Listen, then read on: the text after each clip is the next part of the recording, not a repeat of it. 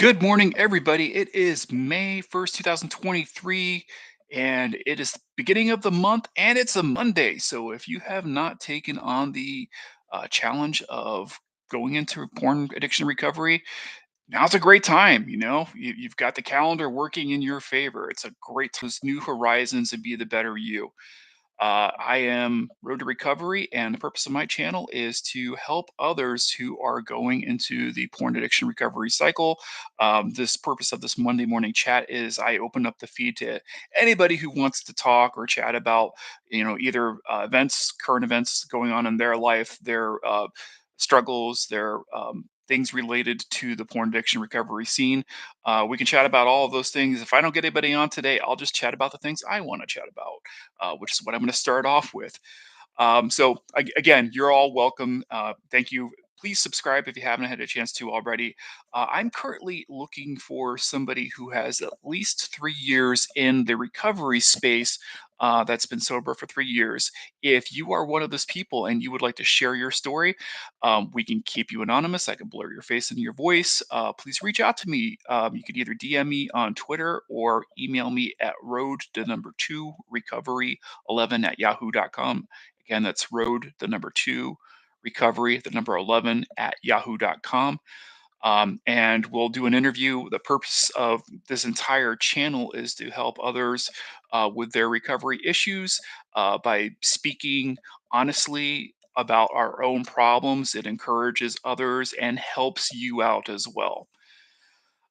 So, some quick things this morning. I saw that there was a Men's Health article, and this was about knowing, if you're addicted to porn. I kind of wanted to talk a little bit about this. As a matter of fact, I'll post it down into the chat.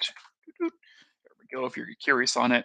And I'll just do some select reading on this. Porn may easily be accessible nowadays, but it's still a taboo topic, and getting help when you're consuming too much can be anything but easy. The starting point, if you think that you have a problem, is identifying porn addiction symptoms and then choosing the correct treatment option for you. But before you go looking for solutions, first you need to work out if you actually have a problem. As it stands, porn addiction isn't a clinical diagnosis, and as an aside, that's actually true. This is the battle that we're kind of struggling with right now. It's not an uh, diagnostic manual, which is the Bible for those who work in psychiatry. If you cannot get a formal diagnosis, that means that things like insurance companies won't pay for the service. So it's an ongoing struggle that we're all dealing with. And what's happening is that many therapists have to kind of move the diagnosis onto other things so that they can at least provide treatment for you. Um, Currently, it falls under the definition of compulsive sexual behavior disorder, CSBD terminology that was introduced by the World Health Organization in 2018.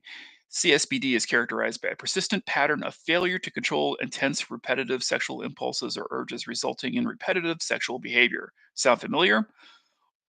Or are you wondering, at this point, does a healthy habit become an unhealthy addiction? Psychologists and therapists have pondered this question. Danielle Byatt, treatment director at co-founder of Step by Step Recovery, sums up the findings as generally, it is only considered an issue when frequent or compulsive use starts to negatively impact your daily life and relationships, she says. And I'll just add to that, yes, all of that definitely applies. If you personally are experiencing a time suck, you start to see that more and more of your time is being dedicated to this activity, and you're finding yourself like, wow, it seems like hours have passed by and it felt like seconds, but you were actively like digging into porn, and just time just magically disappears.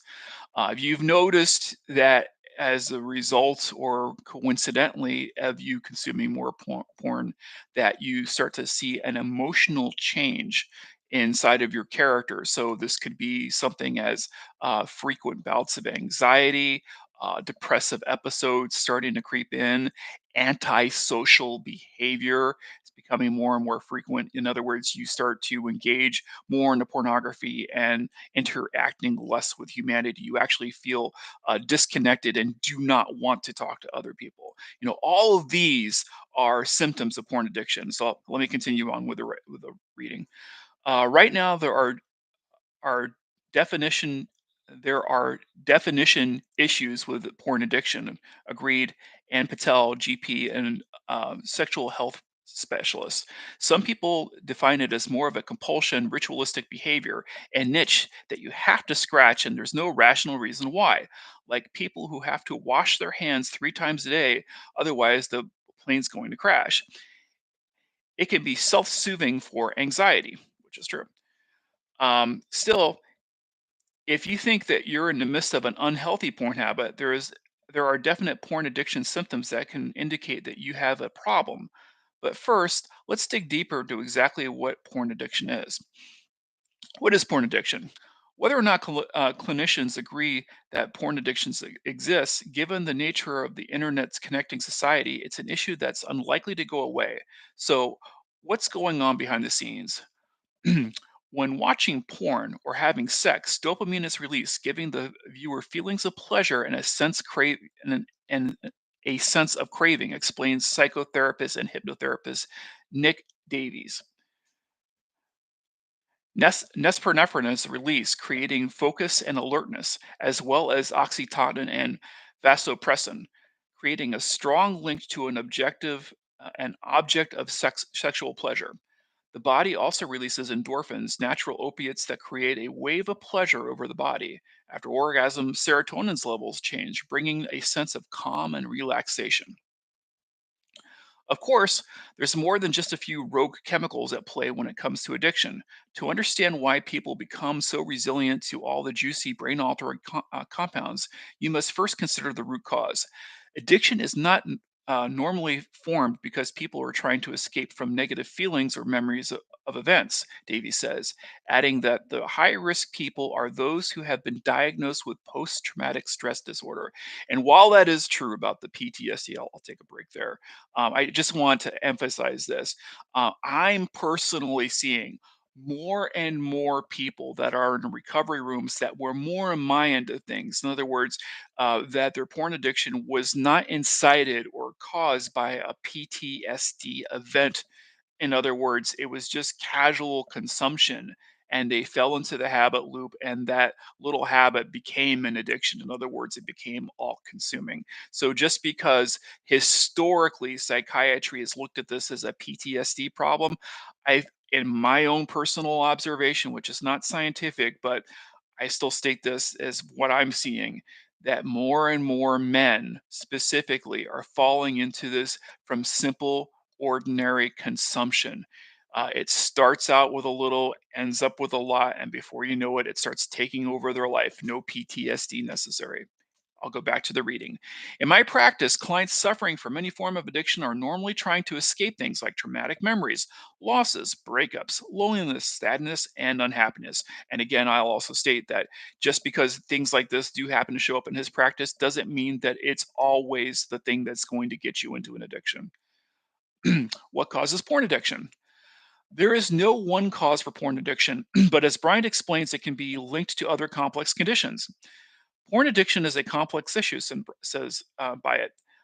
I classify it's classified as an impulse control disorder by the World Health Organization. The thing with impulse control disorders is that they don't have just one cause. Many factors can contribute to porn addiction. For example, your brain chemistry might play a role.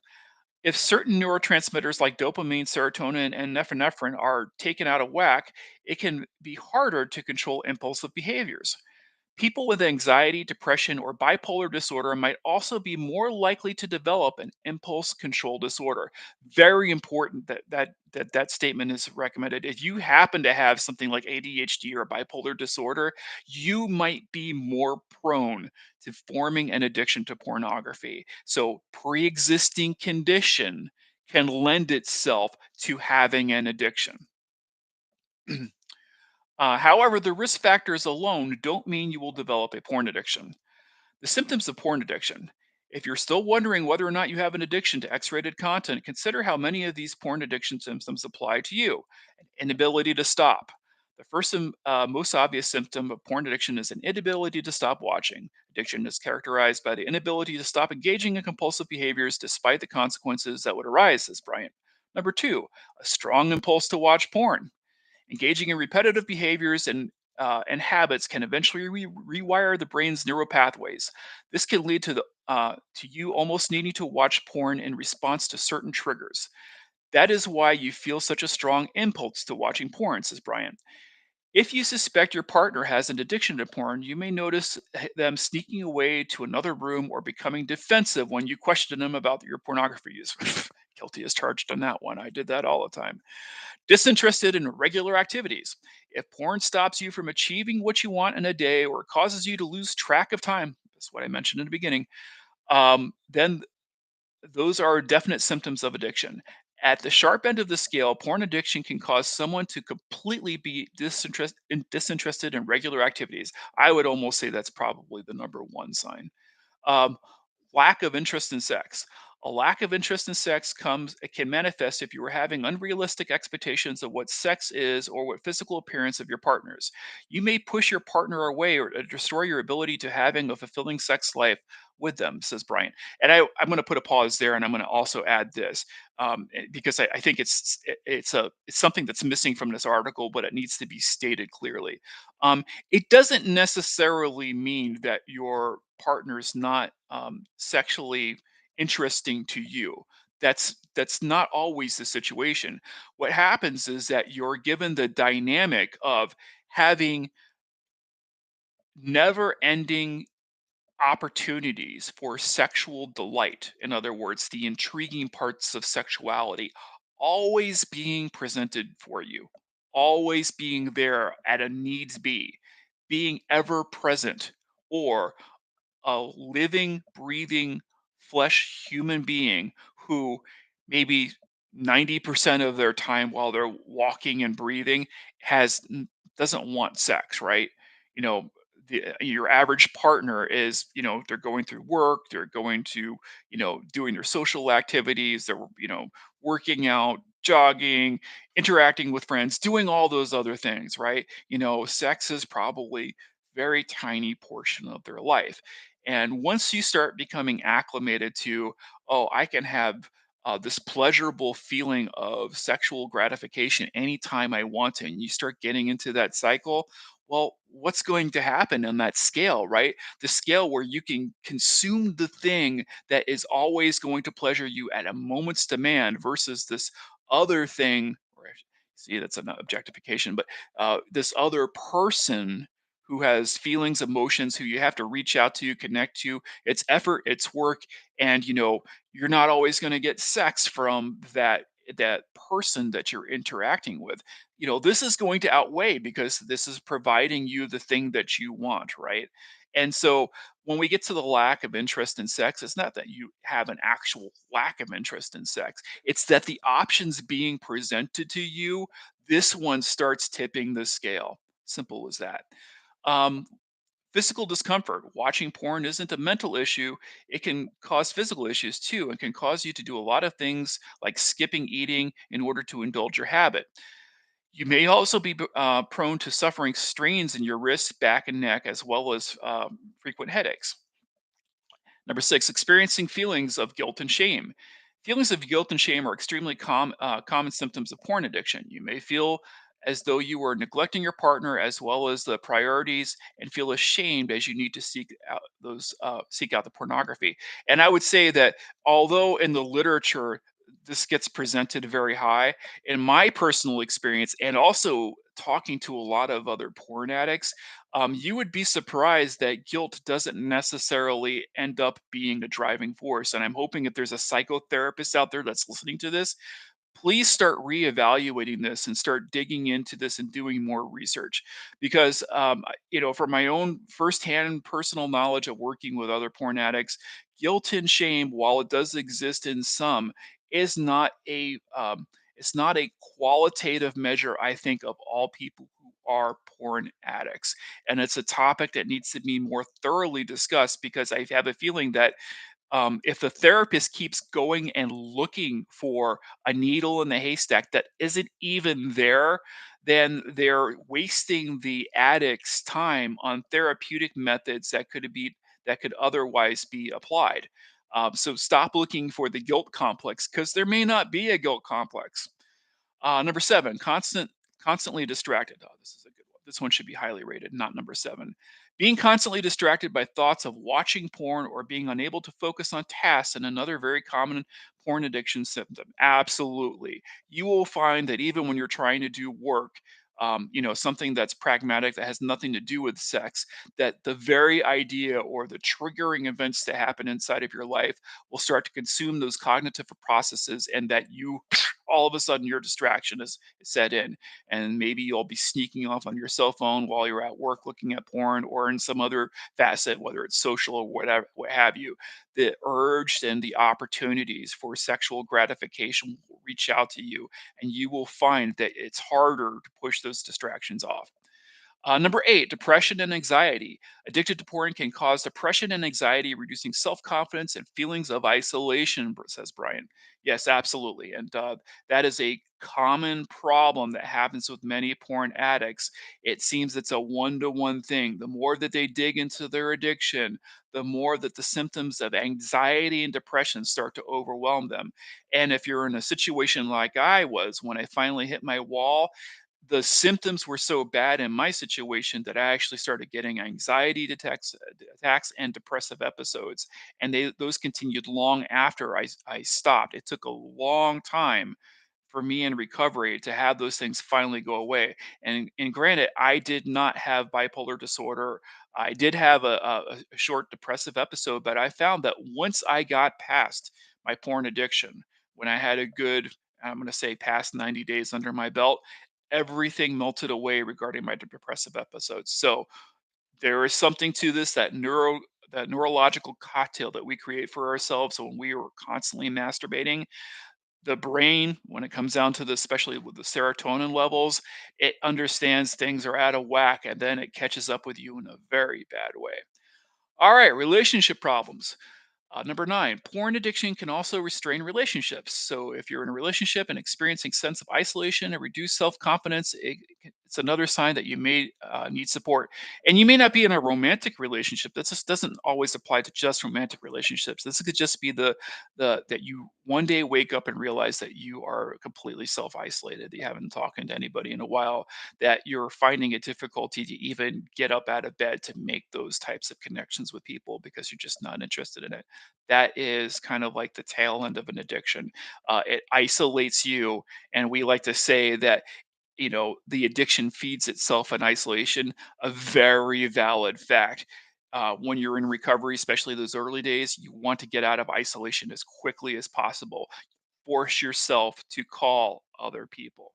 And number 10, financial difficulty.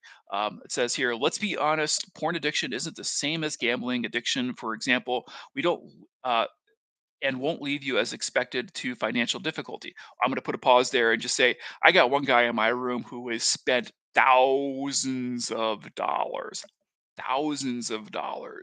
on his porn addiction, just, through cam services like OnlyFans.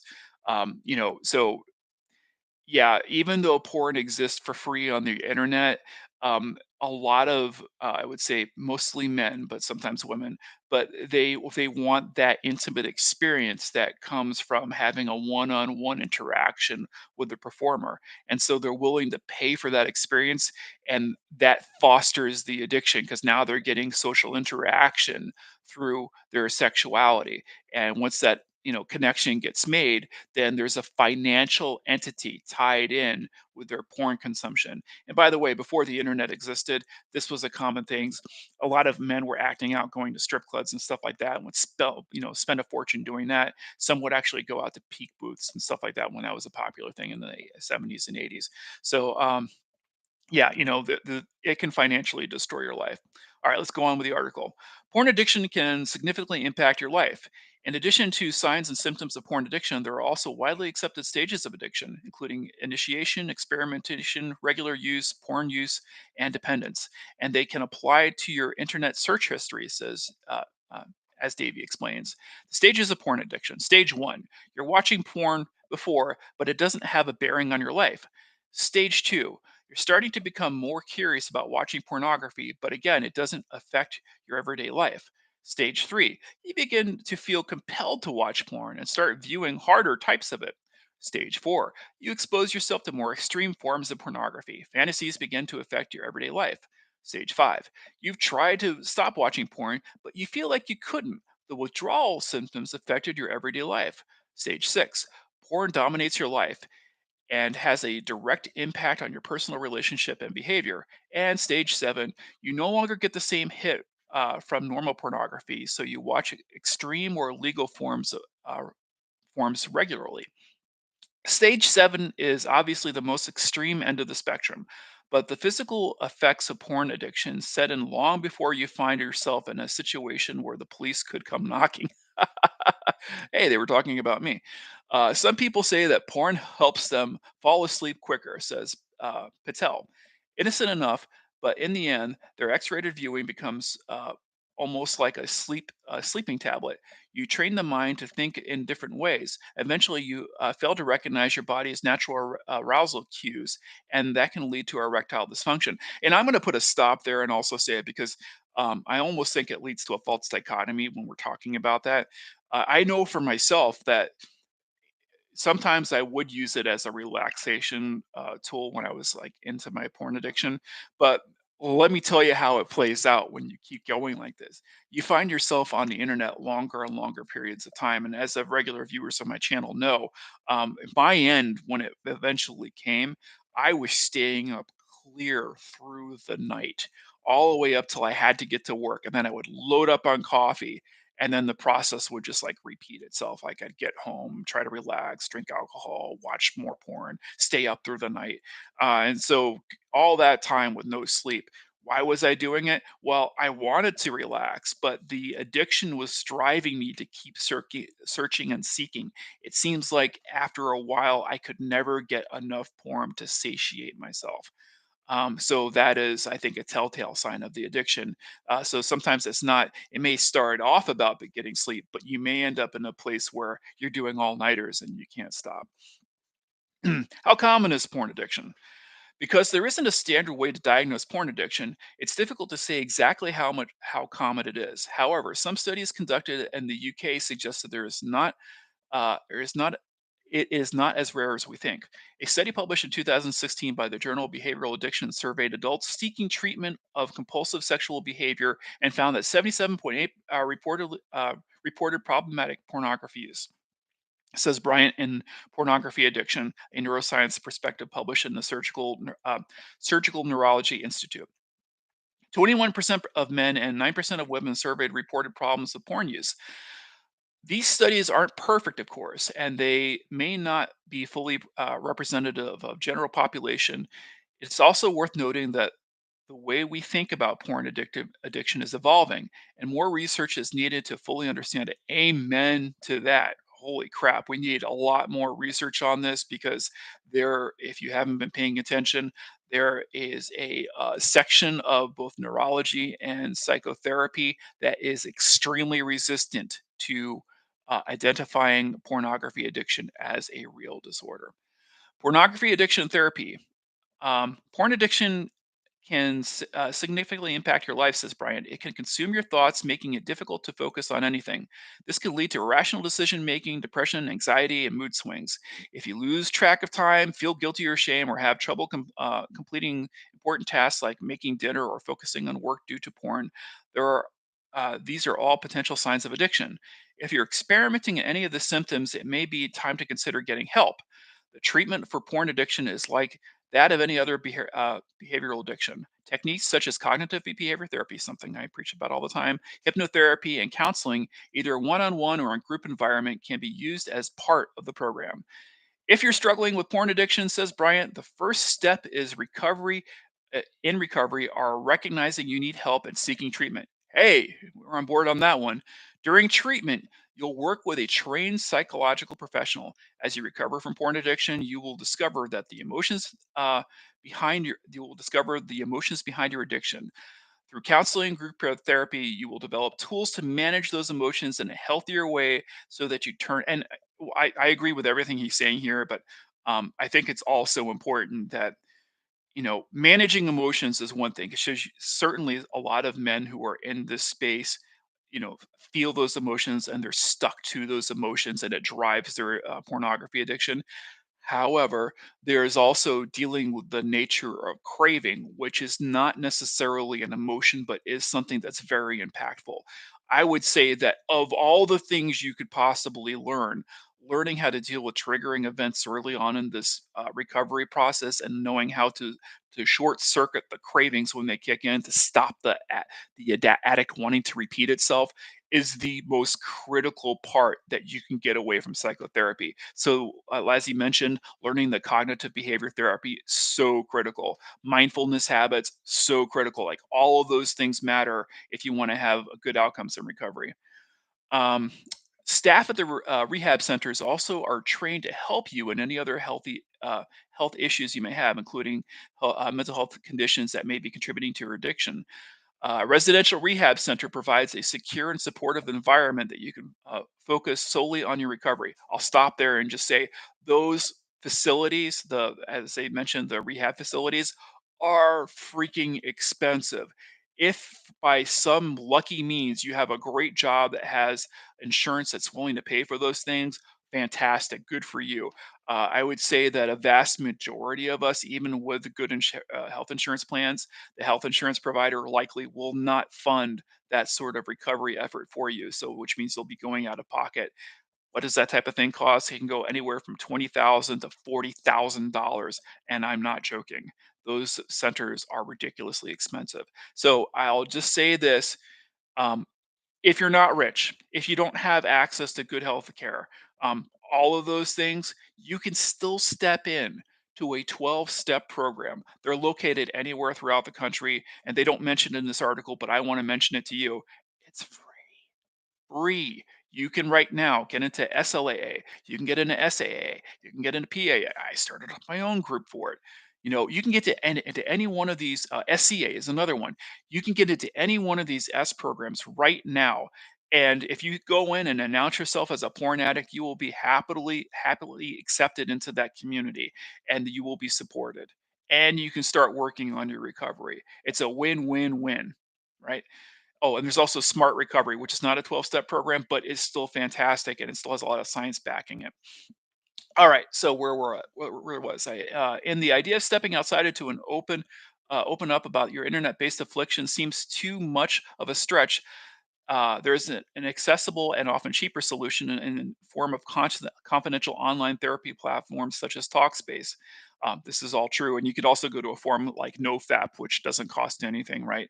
And I'll occasionally say, there's some problems that can happen as a result of NoFap, but I I still tell people that, hey, if you got nothing else, go to NoFap, man, because those forums that are out there, they do a great space of supporting one another. And at bare minimum, you're going to get the support that you need. So go for it.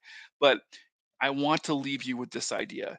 Um, and they mentioned it here, but if you're feeling self confident about reaching out and stepping out to another person, and talking about your addiction, that's something you've got to confront right away, because remember how I said that the addiction lives in isolation?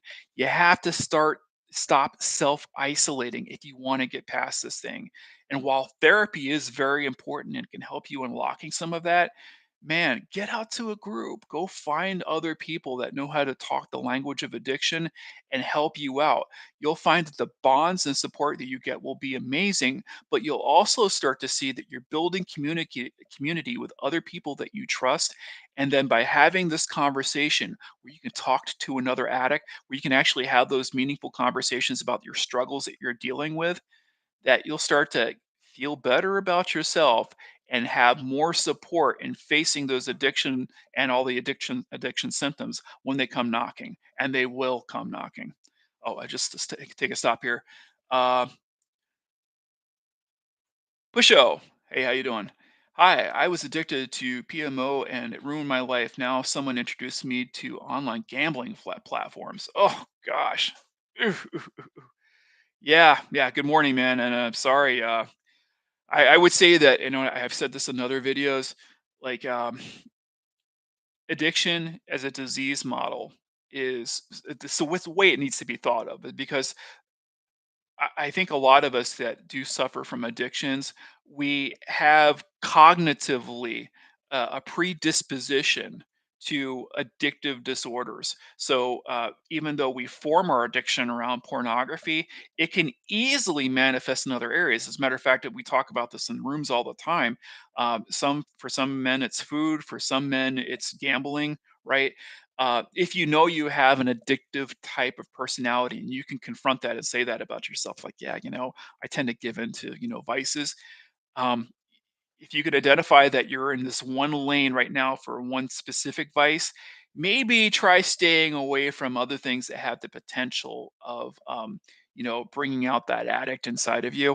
And I would say certainly with gambling, and I know my own admission right now is while I don't have a gambling disorder, I like doing investment. It's my thing on the side. I make a lot of side money from doing investment in the stock market. I have to really watch myself. I limit myself to 3 trades a week, and if I let myself go down it, and I've gone down a rabbit hole or two, um, I could I could easily wipe out my account if I'm not careful, and I have to be very controlled and very disciplined in that field. And it's now in recovery that I'm able to really tackle and hold on to the discipline side of things.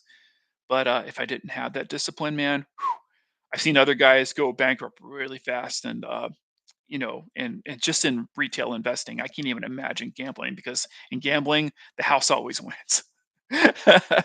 On a long enough period, the house always wins. All right, where was I? Not sure where to start. Your first port of call should be to a free confidential recovery helpline. I'm not going to pump their stuff. I'm going to go down to the next section here. Porn addiction recovery. The journey to recovery varies from person to person depending on the extent of the addiction and a person's mental health. If you've been exposed to the next catalog and then you're progressed onto Razzle, it isn't going to be as stimulating as a real life person, says Patel. However, if you've been watching high speed internet porn where you can flick from video to video, some men say have 10 different films they queue up. Wow. Just curious if anybody's listening out there, have you actually been simultaneously streaming 10 different videos? Wow. I'm sure I've got 2 monitors right here, and I can't even imagine, like, how do you even, like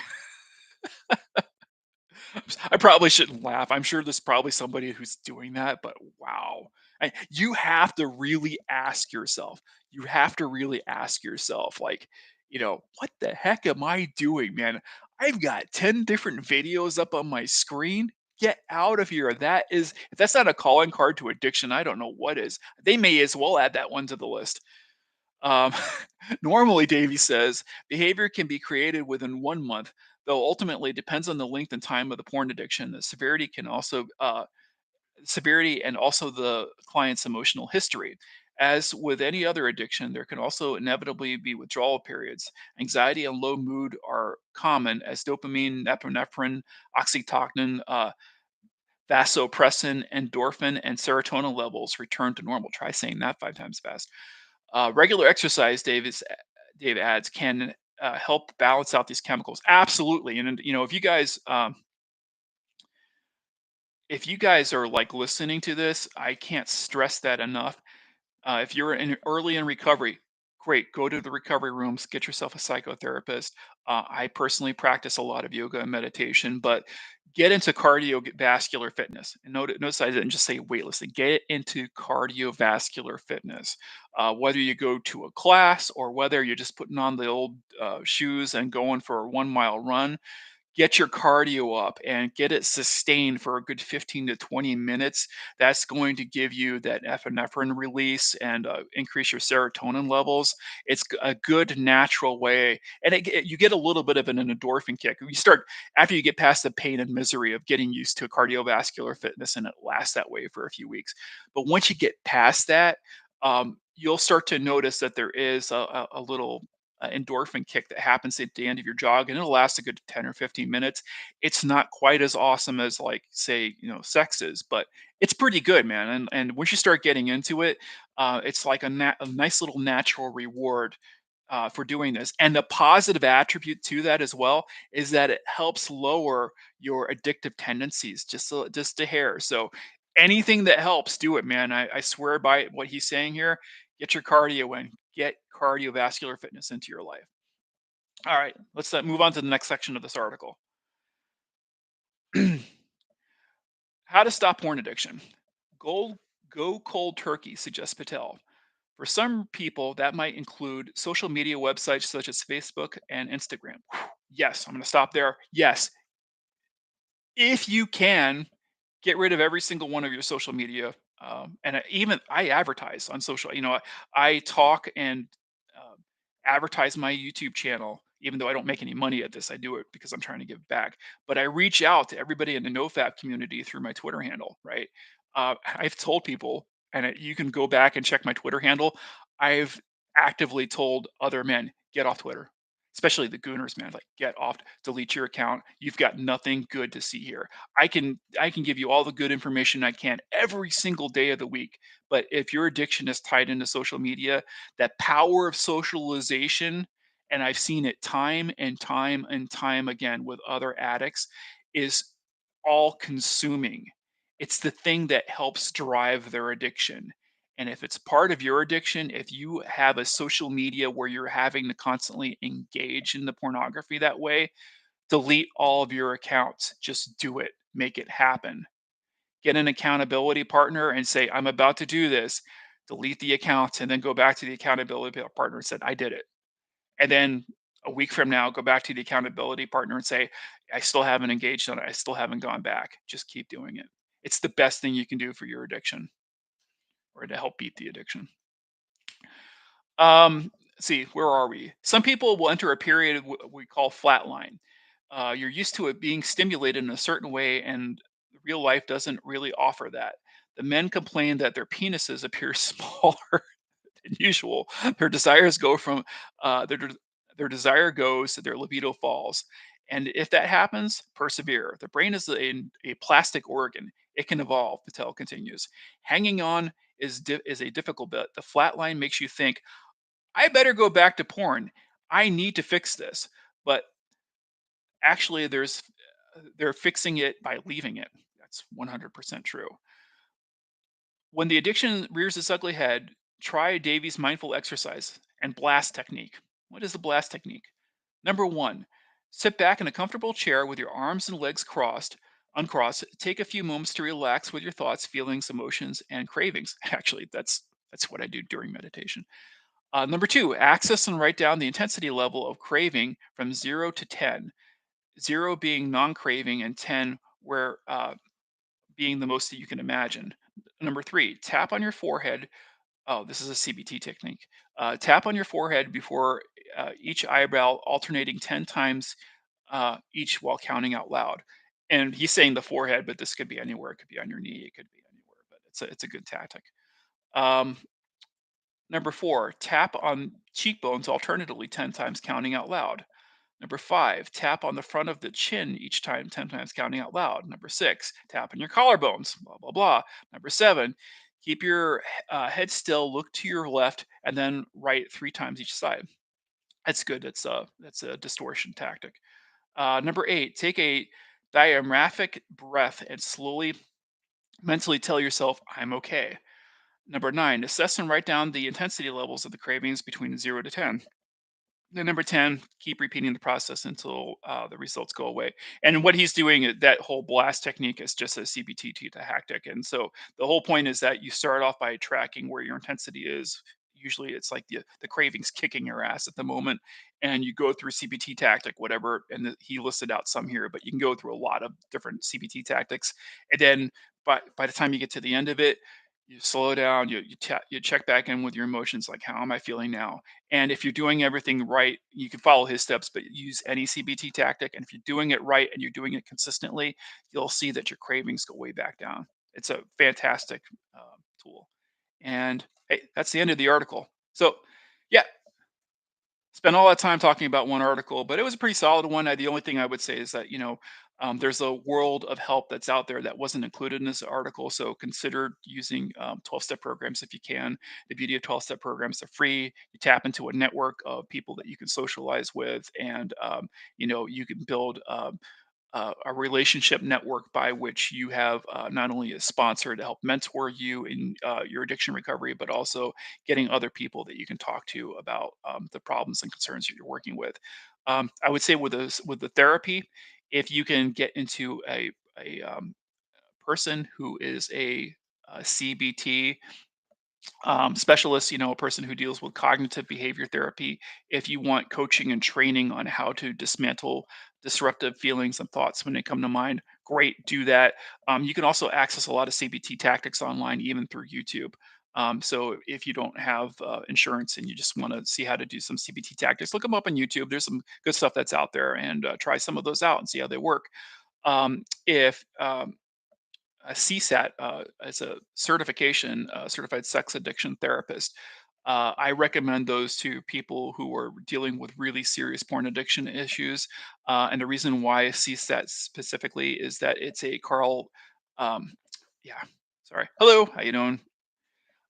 It also that specific certification was done with sex addiction in mind, and so the therapist who has the training in that specific type of uh, issue, being pornography issue, is going to know exactly how to talk to you, how to coach you, how to ask questions of you that aren't demeaning, belittling, and treat your addiction, legitimately. Um, there's a problem that's inside of psychotherapy right now where lots of people out there, lots of psychotherapists are trying to suggest moderation. And a person who is an addict cannot moderate their way through their addiction. It just can't happen. You have to seek abstinence, and there has to be a process that steps you down. Well, anyway, thank you, everybody. Benjels, you can't stop watching it. Yeah, man, I'm sorry to hear that. Yeah, that's why we're all here, right? It's once you start getting into the realization that you have an addiction, confronting yourself first and saying, "Yeah, I can't stop watching it. Shit, this is a serious problem." You know, could you imagine yourself saying anything else about any other subject, right? Imagine if we were throwing a ball around in the backyard, and you know you and I are tossing a ball around, and after a while it's like, ah, that was fun. Hey man, how about we go fishing? And you looked straight at me and say, I can't stop throwing the ball, and you kept on throwing the ball at me, and bounce off my chest like, okay, I don't want to play ball anymore. And I kick the ball back to you, and you pick it up, and I can't stop throwing the ball anymore. Hey, that's a serious problem, man, right? It sounds weird when you talk about it in that respect, but when you can't stop using pornography, man, I mean, if you start saying it out loud, which is why I encourage people to do, is say these things out loud. That's why we had these conversations. I can't stop using pornography. Wow. And, that all of a sudden there's a recognition that all the power that you possess, all the things in your life that you could accomplish, but this one thing has you by the balls, and you can't do anything about it, right? That's a real admission that you have a problem. That's also the part of step one, getting face to face with it, acknowledging that you have an addiction. Now, the next thing you got to concentrate on is, what am I going to do next? I can't continue going down this same path. I have to choose something that is going to help get me out of this. Because if I keep going down this, as you hear from people like me, keep going down this, and it's going to get you in trouble in more ways than one. Anybody that wants to listen to me, that has access to my YouTube channel, has heard my story. Why would you want to end up where I ended up at? Get yourself out of this, man. Get yourself out of anxiety. Get yourself out of depression. Get yourself out of neurological problems. Get yourself out of the prospect of eventually one day the police come knocking at your door, right? Why would you want any of that? It's Up to you to take the first step and get yourself some help. And you have to get past any shame, any egocentric desire that you have of protecting yourself. Once you acknowledge that you have that addiction, you have to have the strength to get up and say, I don't want to live this way anymore. Have the courage to do that. And I would say that your first step is going out and finding somebody else. Go into that program, go find that therapist, do whatever you possibly can to break this addiction before it drags you down. All right. Well, I talked a lot. I talked a lot this morning, and I'm sorry for the late start today, guys. But I do have a life outside of this camera. I try to keep it under an hour, but I went a little out of control with this article this morning. But I hope you enjoyed it. Again, good article. You can click on the link down below. If you'd like to follow me on Twitter, I try to dish out some helpful and insightful information every single day. You can find the link up above. And if you need to reach out to me for any reason, it's road to recovery11 at yahoo.com. And again, I'm still looking for that one individual who's got 3 years of recovery under their belt and that would be up for doing an interview. And if you have any questions, concerns, comments, feel free to reach out. Stay on that road to recovery, everybody. Have a fantastic May, and I will see you next week. Take care.